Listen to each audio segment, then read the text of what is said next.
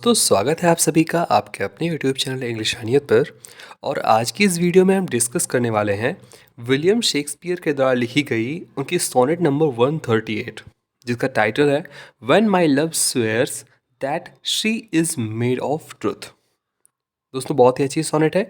इसके बारे में हम इस वीडियो में जानेंगे कि इस पोएम के बारे में, इसकी थीम जानेंगे, ये कब पब्लिश हुई, इसके मीटर्स क्या हैं, इसमें कौन से फिगर ऑफ स्पीचेस यूज़ हुई हैं, और विलियम शेक्सपियर के बारे में एक शॉर्ट बायोग्राफी की भी डिस्कस करेंगे। और उसके बाद हम अपने पोएम को डिटेल में हिंदी में डिस्कस करने वाले हैं, जिससे कि आपको कोई भी परेशानी ना हो। लेकिन उसके लिए सबसे पहले आप वीडियो को लाइक करके प्लीज़ चैनल को सब्सक्राइब कर दें, जिससे कि आगे आने वाली वीडियोज़ की नोटिफिकेशंस आपको मिलती रहे। और अपने दोस्तों के साथ ज़रूर वीडियो को शेयर कर दें। तो बिना किसी देरी के चलिए शुरू करते हैं और बात कर लेते हैं सबसे पहले अपने ऑथर या अपने पोएट विलियम शेक्सपियर के बारे में।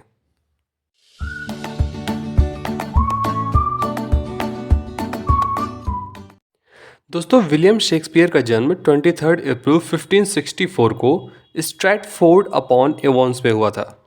यही रीज़न है कि इनको बार्ड ऑफ एवॉन्स के नाम से भी जाना जाता है। इनके फादर जॉन शेक्सपियर तथा इनकी मदर का नाम मैरी एड्रन था। जब ये 18 साल के थे तब इन्होंने अपनी प्रेग्नेंट गर्लफ्रेंड, जो कि 26 साल की थी उस समय, जिनका नाम एन हैथवे था, उनसे शादी किया था इन्होंने। और उनसे इनको एक बेटी सुजैना हुई थी। उसके बाद इनको एक ट्विन हुआ जिसका नाम जूडिथ और हैमलेट था। दोस्तों, इन्होंने इंग्लिश में कुछ 1700 के आसपास नए वर्ड्स को इंट्रोड्यूस कराए हैं। इसीलिए इनको फादर ऑफ मॉडर्न इंग्लिश भी कहा जाता है।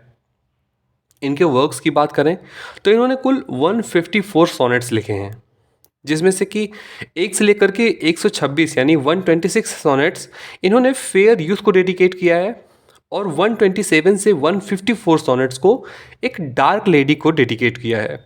और इसके साथ इन्होंने 3 लॉन्ग नैरेटिव पोएम्स भी लिखे हैं। इनकी प्लेज की बात करें तो अभी तक इनकी 39 प्लेज ज्ञात हैं, यानी पता हैं, जिसमें से स्टार्टिंग के जो 36 प्लेज हैं वो फर्स्ट फोलियो में पब्लिश किए गए थे। और फर्स्ट फोलियो को पब्लिश कराया था इनके साथ काम करने वाले इनके 2 दोस्त जॉन हेमिंगेस और हेनरी कॉन्डल ने। दोस्तों, इनकी डेथ 23 अप्रैल 1616 को स्ट्रैटफोर्ड अपॉन एवॉन में ही हुई थी। तो ये तो थी विलियम शेक्सपियर के बारे में एक शॉर्ट बायोग्राफी।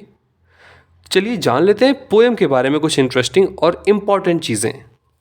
दोस्तों, सोनेट 138 स्पीकर, जो हमारे स्पीकर हैं जो अपने एज के बारे में झूठ बोल रहे हैं, और उनकी प्रेमिका जो कि अनफेथफुल हैं, इन दोनों के बीच में जो रोमांटिक रिलेशनशिप है उसके वैल्यू को एक्सप्लोर करता है।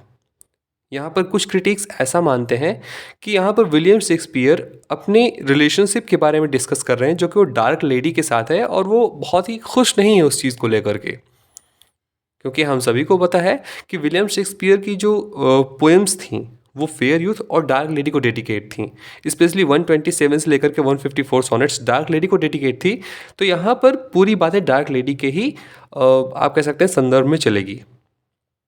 अगर हम थीम की बात करें तो इसका थीम है the interaction between truth and lies and the nature of love and lust. Originally तो इसको लिखा गया था 1599 से 1600 के बीच में आसपास कहीं पे। इसको पब्लिश करा गया था 1609 में, जब इनकी सारी पोएम्स पब्लिश हुई थी। राइम स्कीम की बात करें तो जैसा कि विलियम शेक्सपियर की सारी सोनेट्स का राइम स्कीम होता है ABAB CD EF और GG। एम्बिक पेंटामीटर में पोएम लिखी हुई है और मेनली इसमें मेटाफर और पैराडॉक्स यूज़ हुआ है। तो ये तो थी कुछ इंपॉर्टेंट चीज़ें जो हमको इस पोएम के बारे में जाननी चाहिए थी। तो अब चलिए बात कर लेते हैं इस सोनेट के बारे में। दोस्तों, वीडियो शुरू करने से पहले मैं आपको बता दूं कि अब आप हमें टेलीग्राम व इंस्टाग्राम पर भी फॉलो या फिर मैसेज कर सकते हैं। सारे नोट्स मेरे आपको टेलीग्राम पे मिल जाएंगे, और मैं इंस्टाग्राम पे पर्सनली आपको सारे क्वेरीज़ के आंसर कोशिश करूँगा देने की। चलिए वीडियो शुरू करते हैं। तो विलियम शेक्सपियर स्टार्ट करते हैं पोएम और कहते हैं when my love swears that she is made of truth. जब मेरी प्रेमिका ये कसम खाती है कि वो सत्य से बनी है, यानी कि सत्य ही बोल रही है, वो ऑनेस्ट है। आई डू बिलीव हर, मैं उस पर विश्वास करता हूँ।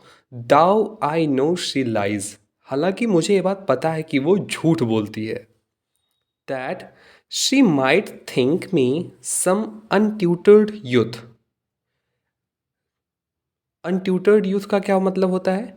ट्यूटर मतलब कि जानकार होना, जानना। अनट्यूटर्ड मतलब अनभिज्ञ। तो वो ये सोचती है कि मैं एक अनभिज्ञ युवा हूँ, अनलर्नड इन द वर्ल्ड्स फॉल्स सटलिटीज़। मैं इस वर्ल्ड के, जो इस संसार में झूठे वादे हैं, झूठे चीज़ें हैं, उन सब से मैं अनएक्सपीरियंस्ड हूँ। यानी कि इस पूरे एक पैरा का अर्थ हुआ, इस पूरे एक स्टैंजा का मतलब हुआ कि जो मेरी प्रेमिका है वो मुझे झूठ बोलती है। उसको लगता है कि मैं इस संसार में झूठे और सच्चे नहीं समझता, मैं बिल्कुल ही इस संसार का अनुभव नहीं कर रहा हूँ, मैं अनएक्सपीरियंस्ड हूँ इस संसार में, इस वर्ल्ड में। और मैं उसके झूठ को सच मान लेता हूँ, जबकि मुझे ये पता होता है कि वो झूठ बोल रही है। ठीक है, आगे विलियम शेक्सपियर लिखते हैं, 10 यानी इस प्रकार, vainly thinking that she thinks me young, although she knows my days are past the best। यानी कि इस प्रकार से मैं उसको ये विश्वास दिलाता हूँ कि मैं यंग हूँ, या वो मुझे ये समझती है कि मैं अभी यंग हूँ, मैं अभी छोटा हूँ, मैं इतना बड़ा नहीं हूँ, मैं इतना ओल्ड नहीं हूँ कि मैं इस संसार के बारे में जानता हूँ। ऑल्दो हालांकि शी नोज वो जानती है, my days are past the best, जो मेरे बीते हुए समय थे वो मेरे बेस्ट टाइम थे। और अब मैं इतना ओल्ड या इतना आगे आ चुका हूँ अपनी उम्र के पड़ाव में कि मैं सारी चीज़ों को समझता हूँ, लेकिन वो ये नहीं समझ रही है। वो ऐसा समझती है कि मैं अभी यंग हूँ और इस संसार के बारे में मुझे कुछ नहीं पता। Simply I credit her false speaking tongue. यहाँ पर क्रेडिट का मतलब होता है मान लेना। तो मैं सामान्य रूप से उसकी झूठ बोलने वाली ज़ुबान के बारे में विश्वास कर लेता हूँ, मैं ऐसा प्रिटेंड करता हूँ कि मैं उसकी बातें मान रहा हूँ। ऑन बोथ साइड्स दस इज सिंपल ट्रुथ सप्रेस्ड। और इस प्रकार से दोनों तरफ से एक साधारण सत्य को दबाया जा रहा है या छुपाया जा रहा है। ठीक है, सप्रेस्ड यानी होता है दबाना, ट्रुथ मतलब होता है सच्चाई। तो ये स्टैंजा हमको लगता है कि आपको अच्छे समझ में आ गया होगा। बढ़ते हैं आगे अपने थर्ड स्टैंजा पर। बट लेकिन, wherefore says she not she is unjust, and wherefore say not I that I am old. Wherefore यानी कि आखिर क्या फ़र्क पड़ता है, क्यों says she not she is unjust, वो ऐसा क्यों नहीं मानती कि वो गलत है, वो झूठ बोल रही है। एंड और वेयर फोर से नॉट आई, और मैं ऐसा क्यों नहीं कहता दैट कि आई एम ओल्ड, मैं बूढ़ा व्यक्ति हूँ। ओह अरे, love's best habit is in seeming trust. अरे, लव्स बेस्ट हैबिट यानी प्यार की सबसे अच्छी आदत यही है, इज़ इन यानी कि सबसे अच्छी आदत प्यार की है कि सीमिंग ट्रस्ट, एक दूसरे को ट्रस्ट दिखाना, एक दूसरे को ट्रस्ट का दिखावा करना। एंड एज इन लव, और प्यार में उम्र, love's not to have years told, यानी कि प्यार में उम्र को बताना सही नहीं माना गया है। ठीक है, तो इस पूरे लाइन का क्या मतलब हुआ कि आखिर क्यों वो ये छुपा रही है, आखिर क्यों उसको ये नहीं लगता कि उसको सच बता देना चाहिए, और आखिर मैं ही क्यों ऐसा नहीं बताता उसको कि मैं ओल्ड हूँ। शायद इसलिए कि प्यार में या प्रेम में पड़े लोगों को ये दिखाना ही बहुत आवश्यक होता है, यही दिखाना बहुत ज़रूरी होता है कि वो एक दूसरे के ऊपर ट्रस्ट करते हैं, और शायद उम्र प्यार में मायने नहीं रखती है।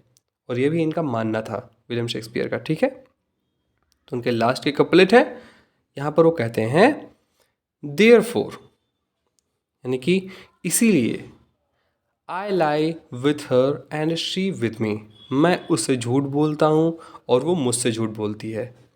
एंड और in our faults by lies be flattered be, and as a result, और इस प्रकार से अपनी गलतियां होने की वजह से भी, यानी कि अपनी गलतियां होने के अलावा लाइज भी फ्लैटर्ड भी, ये सभी जो लाइज हैं, ये सभी झूठ हैं, ये हम लोगों को बेटर फील कराती हैं। ठीक है, इन सभी से हम अच्छा फील करते हैं। तो दोस्तों, यहाँ पे ख़त्म होती है हमारी आज की ये सोनेट, आज की वीडियो। आशा करता हूँ कि ये वीडियो आपको बहुत ही अच्छे से क्लियरली समझ में आई होगी। अगर आपको कोई सजेशन देना है तो आप कमेंट बॉक्स में कमेंट कर सकते हैं, इंस्टाग्राम पर मैसेज कर सकते हैं। मिलते हैं अगले वीडियो में एक नए से टॉपिक के साथ। तब तक के लिए अपना ख्याल रखिए। धन्यवाद।